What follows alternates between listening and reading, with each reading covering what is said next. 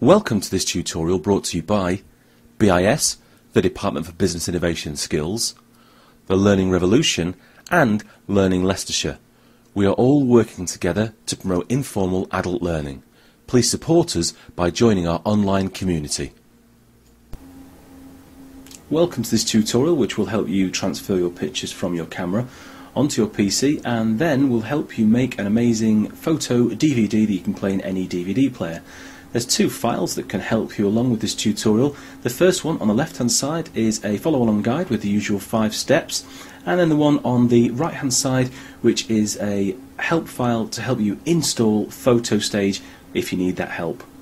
Right, let's crack on and get those pictures off your camera onto your PC. Right, well let's start by getting the camera plugged into the PC via its USB port. And then I will turn the camera on. My camera asks me if I want to connect to the PC or to a printer. I want to connect to the PC, so I'll make sure that's highlighted and click OK. Then the camera will talk to the PC and hopefully a autoplay box will pop up that will allow us to transfer all those pictures into our My Pictures folder.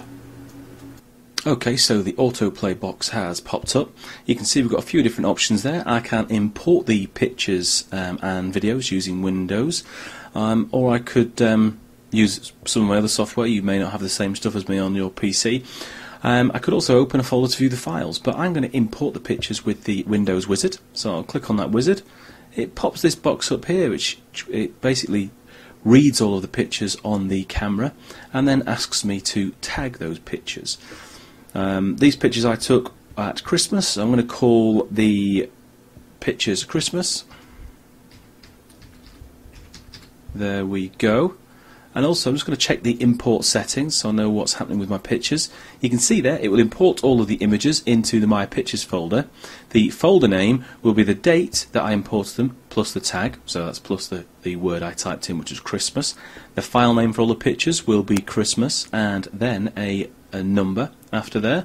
So I'll click OK and then click on import, and it will then import all of those images into My Pictures into a folder dated today with the name Christmas.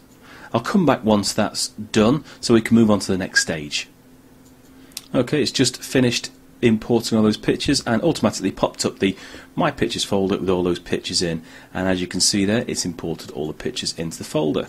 If I wanted to find them, I could go to the Start button and then click on My Pictures, or I've got a shortcut on my desktop called Pictures.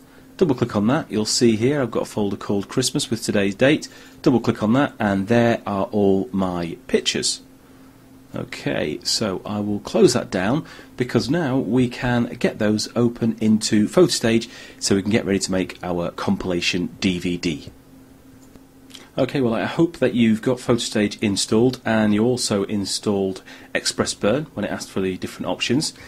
I'm going to double click on the icon on the desktop to get the software open. It does always check for an update and then give us the link to the website there if we wanted to go through and check out the other stuff they do. And here is the PhotoStage software. I want to put all my pictures into the timeline down here, so I just simply click on Insert Slides, go to My Pictures folder. It default opens that folder.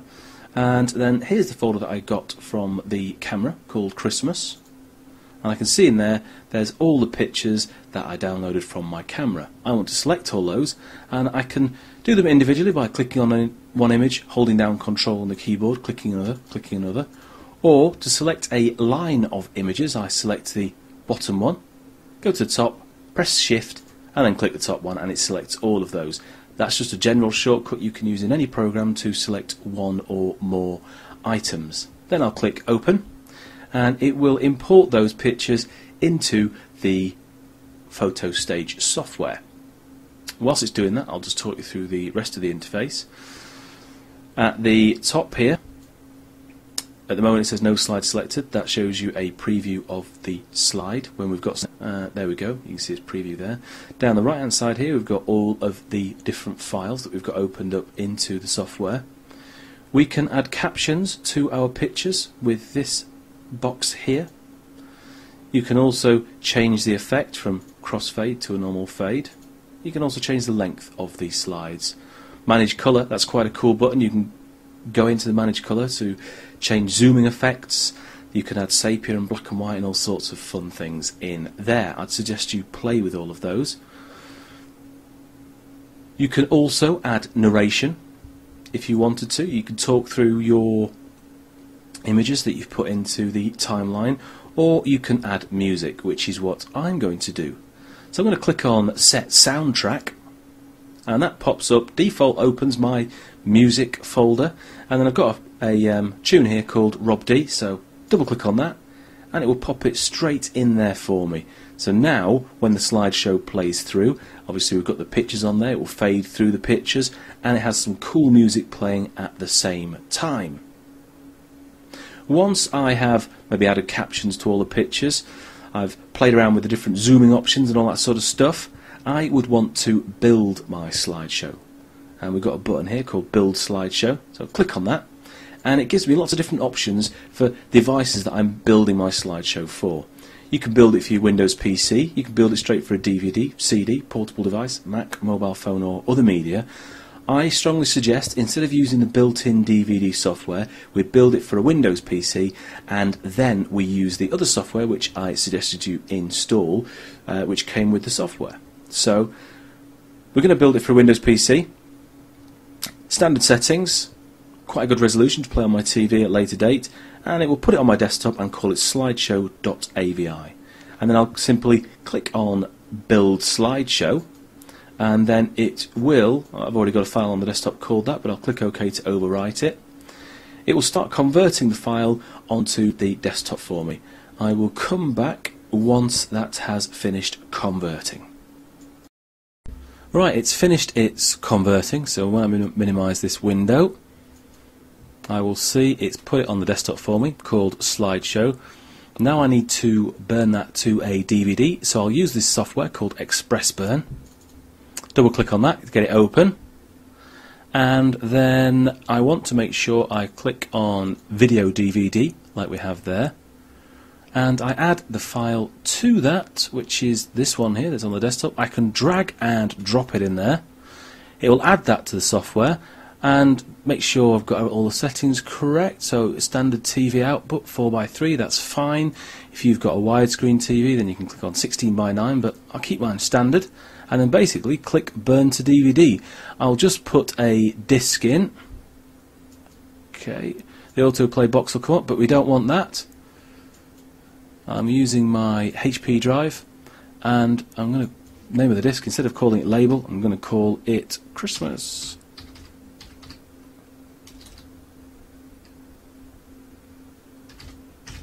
There we go, and click Burn. It's just downloading a file we need. Yours may do the same thing, and there you go, it will start converting, and then it will eject the disc once it's done. Okay, so the DVD's finished burning. I've taken it through to my DVD player, popped it in the tray. It's auto-loaded, come up on the screen and started playing my music and the pictures. Looks fantastic. I hope it's given you some ideas on how to create your own compilation DVD so you can send to your friends and family. I'll be posting this on YouTube so you can see what I've done, and also maybe post your own in the replies section so I can see what sorts of things that you're doing.